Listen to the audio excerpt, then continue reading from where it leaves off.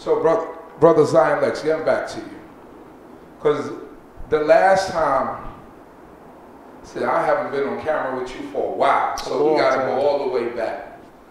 What happened with you and Jabari, man? What happened with you and Jabari on Sarnetta TV? What was all the smoke about? Because I know you don't run away from topics. No. So would you care to explain absolutely exactly what happened? All right, so let me take it from the top. Because I did hear that Zion Lexx showed up to Brother Jabari's house unannounced and kind of bomb rushed it, as we Caribbeans would say, or bum rushed it, as Black Americans would say. And the reality is I was invited. I called Divine Prospect. I said, hey, are you en route to this secret location where we're supposed to have this dialogue? And he laughed. What you mean secret location? I'm like, nobody told me. He goes, all right, I'm at Jabari's house. Come through. So I heard him, but I didn't pay that attention because Jabari didn't invite me. Sarnetta then picked up his phone because I called him next, and he said, hey, we at Jabari's house, come there. So sure enough, I pull up, and as I pull up to Jabari's house looking for parking, Jabari comes outside. Apparently Sarnetta told him that I was there. And Jabari looked at me, and Jabari said, hey, Zion Lexx, come on, hurry up. You can find parking, it's right there, go ahead. So, you know, contrary to popular opinion, I was given an official invite from the man himself. Now, to his credit, he didn't know I was coming that day to his home. It was just told to him, but nonetheless, the brother extended his home to me. So we had the dialogue, and the dialogue centered around the idea of whether or not henotheism was the precursor to monotheism in pre-exilic Israel, or in other words, in layman's terms, the idea of the creator, the God of the universe, being a monotheistic deity. Is that something that was foreign to Israelites pre-exile, or is that something that we picked up post-exile, hence after Babylon and all the other captivities? So I stood on the side of the dialogue that monotheism has been at the genesis of Hebrew history. And by Genesis, I mean that both literally and figuratively, beginning with Father Abraham. Father Abraham is considered in academic circles today the father of monotheism. We know that when we speak to our brothers in the Kemetic faith that they like to speak of Pharaoh Akhenaten. But, you know, need I remind them, Akhenaten is between the 14th and 13th centuries BCE. Father Abraham is the 22nd century BCE, or even if we stretch it to the date that most academics believe, we're talking about the 18th or 19th century BCE. So he's still 500 to 600 years before Akhenaten of Kemet. So beyond a shadow of a doubt, bar none, monotheism comes out of the Semitic lineage. It's a Semitic concept birthed by Father Abraham. And of course, we know that there were ancestors before Abraham that only saw and envisaged the creator of the universe as being a single deity. Hence, we know from Adam to Noah is about 10 generations, right? And from Noah to Abraham is another 10 generations, right? So all of those 20 generations all knew about one God. Now, there were people in between that definitely ventured off and did their own thing. But as far as our faith as Hebrews is concerned, from its very genesis, we perfectly understood how we envisage the Creator. He is one without equal, no partner.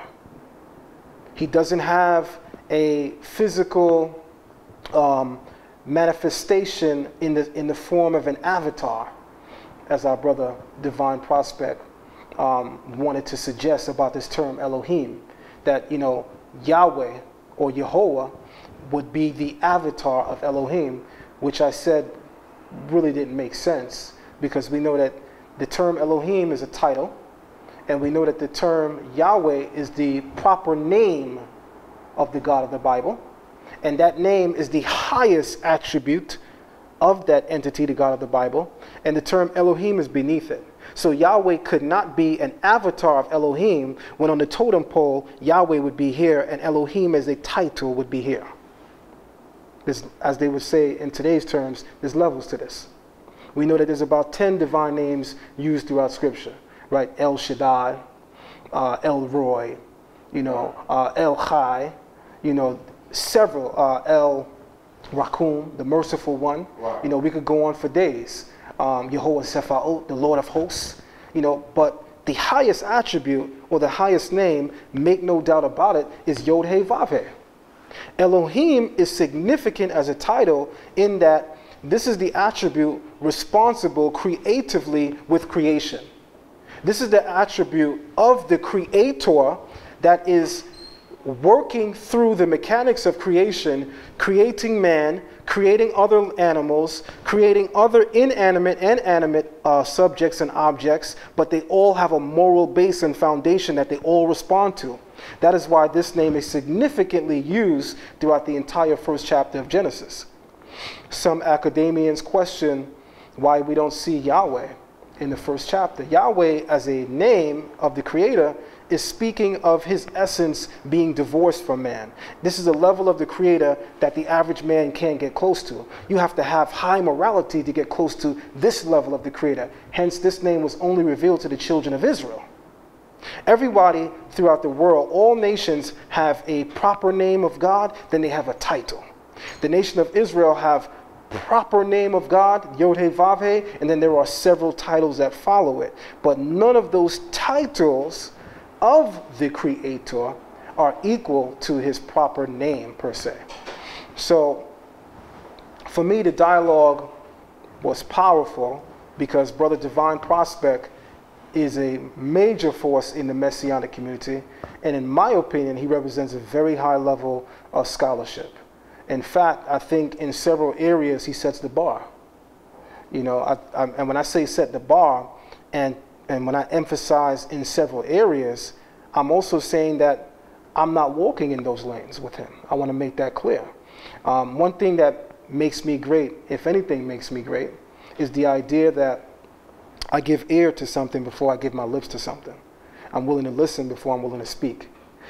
What I've learned throughout my dialogues with Divine Prospect is that, notwithstanding our differences, none of our difference of opinion or thoughts takes away from or stains my perception of his intellect. This is a brother with high intellect. This is a person who has the ability to read and catch on very quick. So I thought that our dialogue was excellent, and I believe Brother Jabari changed the spirit in the room that evening. Because in Jabari's own words, and I'm pretty sure we could segue that into the video once we edit this video, in Brother Jabari's own words, after having listened to me and Divine Prospect's dialogue, he said verbatim, you know, it was hard to have to sit through this. I mean, you guys speak of Abraham as if he was historic. You guys speak of Isaac and Jacob as if these are historical characters. And, you know, I just want to let you guys know, and I'm speaking from Jabari's perspective, I just want to let you guys know that there's nothing wrong with myth, you know. Abraham could still be important and also be a myth. But I just have an issue with you guys making Abraham historical. So I stepped in and I brought some balance to the dialogue. And I said, well, what are some of the components that make Abraham not a historical personality or personage? And he said, well, you know, for instance, we can't find a body for Abraham. You know, there's no, where's Abraham's grave? Well, we know where Abraham's grave is. It's a site that's visited every year by the millions. Right. No one is allowed to exhume Abraham's body because in Hebraic thought, we don't practice exhumation of our deceased ancestors. The remains of our deceased ancestors we hold sacred.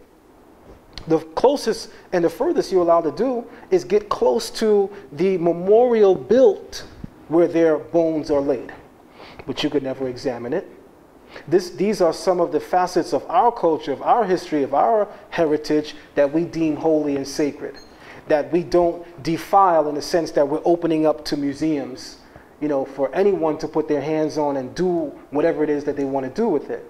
And people have to understand that when we're talking intercultural relationships, what works in Kemet is not necessarily what works in Israel. So while the science of mummification is a brilliant science that the African mind envisaged and achieved, it was still not the practice of another African people, the Hebrews. The Hebrews placed a little bit more respect on the remains of their deceased ancestors, because for the Hebrews, preservation of that which was immaterial, the spiritual practice meant more. Vice versa, preservation of that which is material, the body. So while the ancient Egyptians felt the need to overemphasize the preservation of the intact human body for the sake of what they call enjoying the afterlife, the Hebrews placed more emphasis and more focus on preservation of that which is immaterial, which is our intellect, our spiritual practice, the Torah. So I simply said to Brother Jabari, well, if Abraham doesn't exist because we can't find a grave, then you have to wipe out almost the entire first two dynasties in ancient Kemet. You don't have a grave for Narma. You don't have a grave for Menai or Menes. Where are the graves for some of your early dynastic kings? So are we to now believe that because we can't find a grave, they never existed? But let's take it a step further, because we can look in recent history and apply some of your logic. Many of our ancestors, by the hundreds of thousands, didn't survive the Middle Passage. Many of their bodies cannot and have not been found. Are we to now negate the Middle Passage?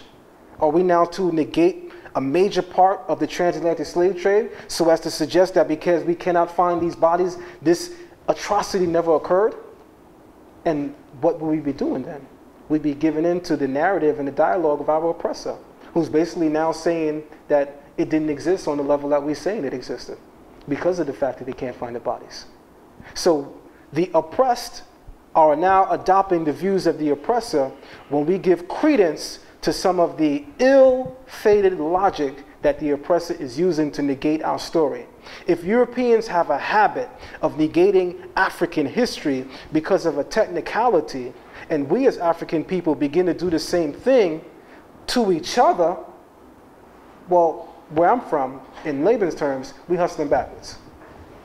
And that's how I looked at Brother Jabari, because rather than point to the fact that here is two different Hebrew schools of thought that just went through a beautiful dialogue, expressed different views, and were powerful in their emotion, in their vivid imagination of conceiving those views, and related it to the people in a way that was brotherly and friendly, and everyone in the room and the lookers on online loved it.